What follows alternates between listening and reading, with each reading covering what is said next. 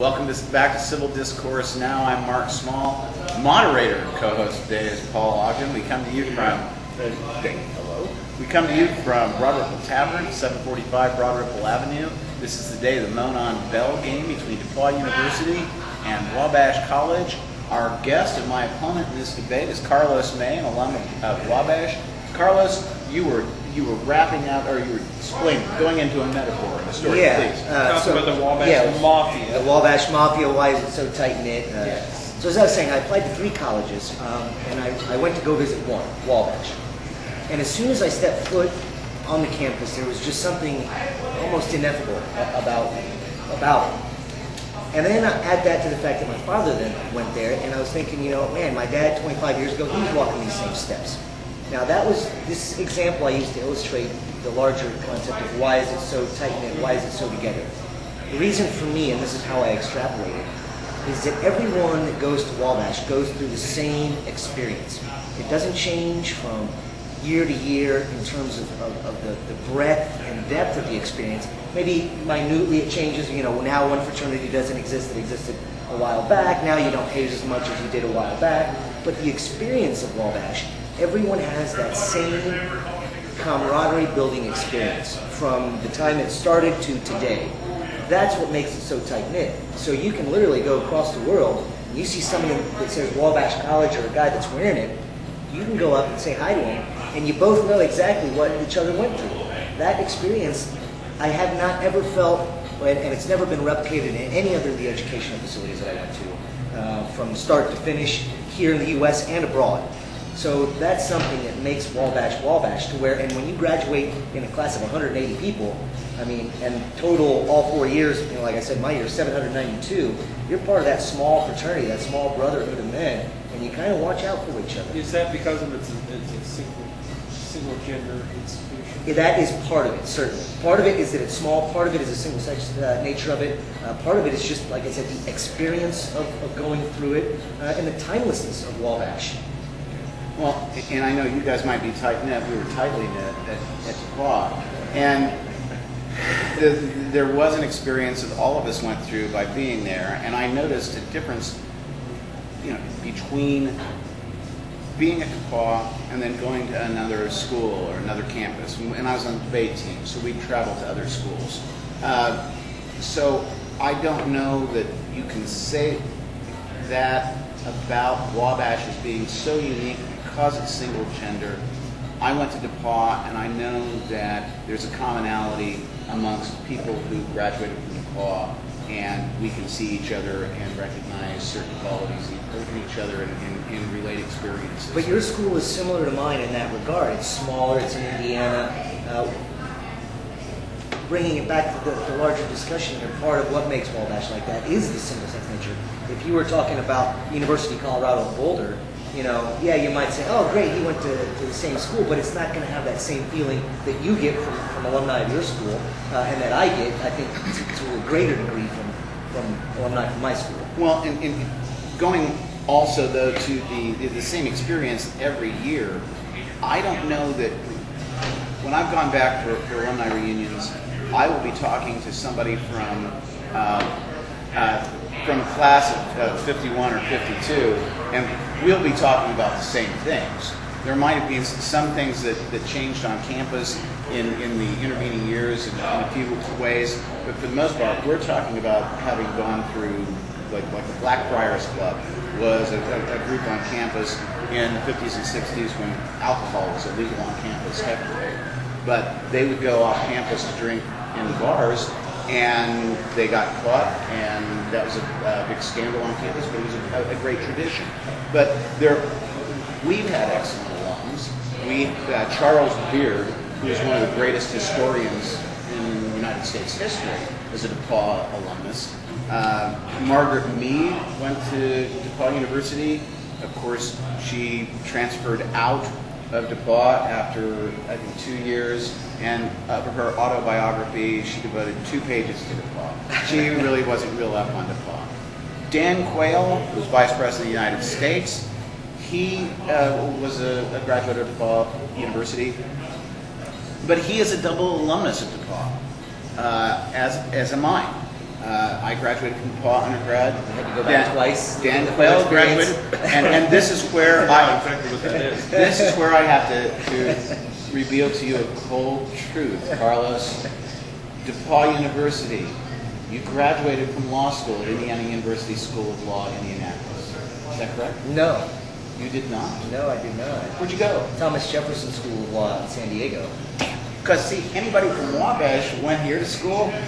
This used to be DePauw University. The law school transferred over here, so, well, nuts. I thought I had you. Exactly, you didn't. I didn't. I should have asked the questions first.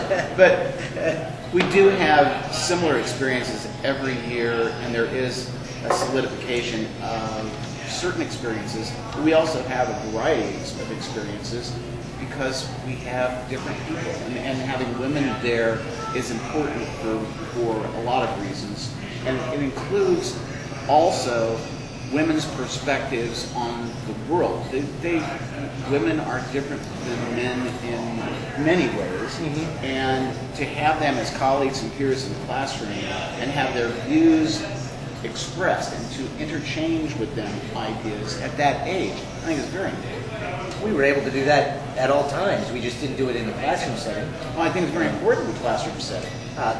The world is a classroom. You can learn and teach and be taught in many different settings other than just one specific classroom. We're talking about the quality of an institutional education, not a humanistic education. You know, we can have those same, I had those same interactions with many very intelligent women while I was at Wabash, just not in the classroom. Yeah, but see, so I still got that experience, but I had the refined educational experience in a classroom setting with a group of men who didn't have to worry about moderating themselves to any certain degree or for any method or reason. Okay, I didn't moderate myself in law school either, but we certainly didn't in the 70s at DePauw, and I don't know what they do today in a co-ed setting. But in terms of outside of the classroom, I don't know what your schedules were like or how you spent your days, but I know this, that we would be at my fraternity, people would gather at my house, we'd sit in my room at the fraternity, it was called the garden. We'd sit there and talk. Males, females. We would talk about everything, but they were our peers. They were other students. They were there at the time. So it wasn't like you kind of plan something for a weekend and they come over. They were there all the time because the university experience like that is 24 hours a day, and especially when you're in your early 20s or late teens like that, it can be 24 hours. Definitely. And I think that it's important that it wasn't just like, well, yeah, you could have that conversation with them. No, we did all the time. They were there all the time. And it wasn't because, you know, it was something that was important and basic. Going back, how do we gauge the quality of education? I think it's because we would have open conversations all the time about everything. And the one example from my fraternity, one of my fraternity brothers was pounding on my door when we were having a party, and called me out, and he said, one of the women in your party just came down to the restroom and used the restroom on this floor. I said, so what? And he said, well, it's a guy's restroom. And I said, did she offend you or do anything? He said, break no. something? I said, live with it. And that was, and he was from, I think, Hinsdale in Illinois. It was just kind of exposure to people, and it wasn't like exposure, the door was closed on the stall or whatever. But this was like interacting with people on a level that I don't believe you guys on a daily basis, on a regular basis, where you'd come out of class, you'd go over in between classes, be sitting with them and talking between classes as peers, and then you'd go back into classes. I don't think you had that. No, we didn't have that. But I think that added to the level of discourse that we had in our classroom settings. You know, again, because we don't have any sort of objective measures, we can't say with any final conclusion one is better than the other. But I must say that when you remove all external influences, be that women, be that whatever that might be, in our specific discussion, it's having someone of the opposite sex in school with you. You can achieve a level of discussion without fear of of prejudice or without fear of insult. And maybe I do have to grant you that your era of college would have been, I think, very equivalent to a single-sex educational system. Precisely because nowadays the world is so litigious that the moment you offend, people are ready to sue. The moment you offend, people are ready to crucify you or hang you. You know, you can no longer do that and say, we are learning, we're discussing. There was no ill will intended here. See, I don't see how you can say by removing people from a discussion that you add something to it. That would be the same way as saying, well, we discussed race in this class, and we didn't have to worry about offending anyone because we didn't have members of a certain race. We could discuss this about a matter because there weren't any women there. I view it the same way. I think you got to have everybody. I think it is the same way, and I'm not saying it's better or worse. I'm saying it's different. Now, having a discussion about race and having people of some other, first off, I disagree with the use of race because there's, in my mind, one race, the human race. I agree. There just happens to be different ethnicities. I completely agree. So if you have someone from a different ethnic background there, inevitably, someone is going to moderate what they want to say for fear of offending. I think that's just human nature. Now, you might disagree. I'll disagree with your disagreement. We had a tendency to do that. We were very much in the same to confront those things. So, right, you know, and so again, the time difference, societal difference between the 70s and the aughts, I think we do have to take into account. But it's still, we can still use those as examples to where, you know, us discussing women gender issues or men gender issues without women there brought forth a different type of discussion.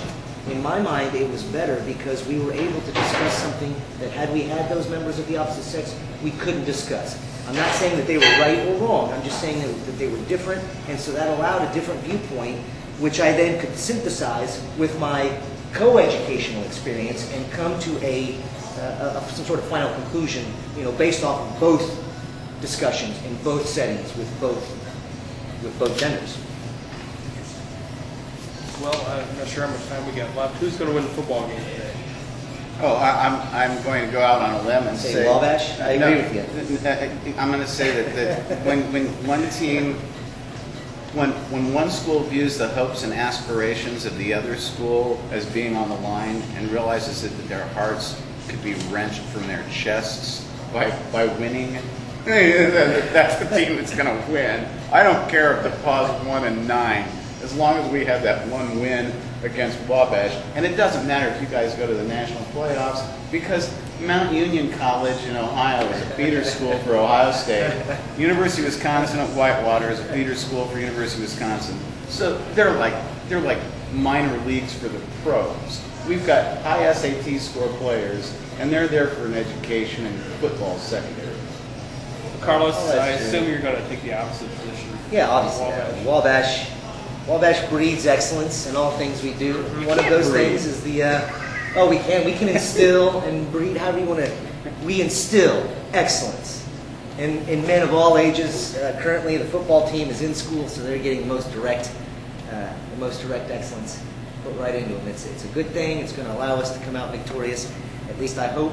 And if not, I'll just say every now and again, you got to throw the dog a bone so that they keep coming back for more. So maybe our loss is more of a, you know, throw the dog a bone type deal. Well, and I will say what my T-shirt says from 1988 that I got: Wabash sucks. Ours always says DePauw swallows. Carlos. That concludes our debate. Civil Discourse Now. I hope you enjoyed the show, and I think I'll decide not to go to either institution. So. Thank you. Republicans saying they're for the taxpayer, misappropriating taxpayer money. And that was done in this case, and it's been done in other cases. That's it. That's today. Civil Discourse Now. Sean, thanks for coming on. We enjoyed having you as a guest. Thank you. Watch us next week. We're going to be talking about local politics. I'm Mark Small. That's Paul Ogden. Take care.